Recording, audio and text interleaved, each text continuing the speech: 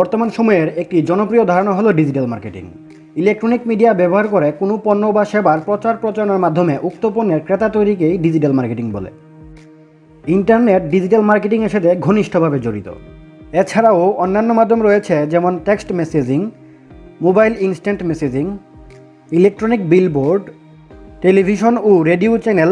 এইসব বিষয়ও আছে ডিজিটাল মার্কেটিংয়ের অন্তর্ভুক্ত। মার্কেটিং হচ্ছে কোনো পণ্য বা সেবার প্রচার প্রচারণার মাধ্যমে উক্ত পণ্যের ক্রেতা তৈরি করা। আর ঠিক এই কাজটি ডিজিটাল ডিভাইসের মাধ্যমে করা হলে তাকেই বলে ডিজিটাল মার্কেটিং। বর্তমান সময়ে এসে ডিজিটাল মার্কেটিং বেশ পরিচিতি লাভ করলেও এর যাত্রা শুরু হয়েছিল 90-এর দশকের শুরুর দিকে। বর্তমানে বিশ্বের 2/3 মানুষ ইন্টারনেটের আওতাভুক্ত। রেডিও, টিভি কিংবা সংবাদপত্রের জায়গা দখল করে নিয়েছে online radio, video streaming site কিংবা অনলাইন নিউজ পোর্টালগুলো। আর তাই তো মার্কেটিংয়ের ধরন এসেছে বিপুল পরিবর্তন। ট্রেডিশনাল মার্কেটিং পদ্ধতির মতো এখন আর ব্যবসা প্রতিষ্ঠানগুলোকে মার্কেটিংয়ের জন্য পোস্টার, ব্যানার, মাইকিং কিংবা স্থায়ীভাবে মার্কেটার নিয়োগ করার প্রয়োজন পড়ে না। ডিজিটাল মার্কেটিংয়ের মাধ্যমে ব্যবসা প্রতিষ্ঠানগুলো তাদের পণ্যের প্রচার প্রচারণা খুবই কম সময়ে, কম খরচে এবং কার্যকরভাবে করতে পারছে। ডিজিটাল মার্কেটিংয়ের আরেকটি বড় সুবিধা হলো ব্যবসা প্রতিষ্ঠানগুলো তাদের পণ্যের ধরন অনুযায়ী ক্রেতার পেশা, ঠিকানা কিংবা বয়স নির্দিষ্ট করে মার্কেটিং করতে পারছে।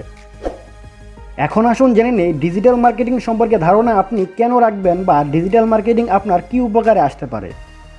আমরা ইতিমধ্যে ডিজিটাল মার্কেটিং ট্রেন্ডের মধ্য দিয়ে যাচ্ছি এবং প্রত্যেক দিন ডিজিটাল মার্কেটিংয়ের সাক্ষী হচ্ছি।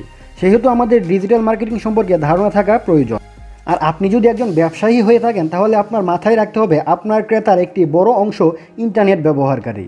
আর সেই ক্রেতাদের সহজে এবং কার্যকরভাবে আপনার মার্কেটিংয়ের আওতায় আনতে হলে আপনাকে ডিজিটাল মার্কেটিংয়ের দিকে টার্নওভার করতে হতে পারে। তাছাড়া আপনার পণ্যের নতুন ক্রেতা তৈরিতেও ডিজিটাল মার্কেটিং বেশ কার্যকরী হবে।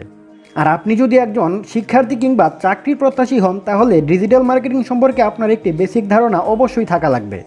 অনেকেই বর্তমানে ডিজিটাল মার্কেটিংকে পেশা হিসেবে বেছে নিচ্ছে, যাকে বলা হয় অ্যাফিলিয়েট মার্কেটিং। এবার আসুন দেখে নিই ডিজিটাল মার্কেটিংয়ের পদ্ধতিগুলো কী কী বা কোন কোন উপায়ে ডিজিটাল মার্কেটিং করা যায়। ডিজিটাল মার্কেটিং অফলাইন এবং অনলাইন দুইভাবেই করা যায়। ডিজিটাল মার্কেটিংয়ের অফলাইন পদ্ধতিগুলো হলো text messaging, mobile instant messaging, digital billboard, radio বিজ্ঞাপন, টেলিভিশন বিজ্ঞাপন ইত্যাদি।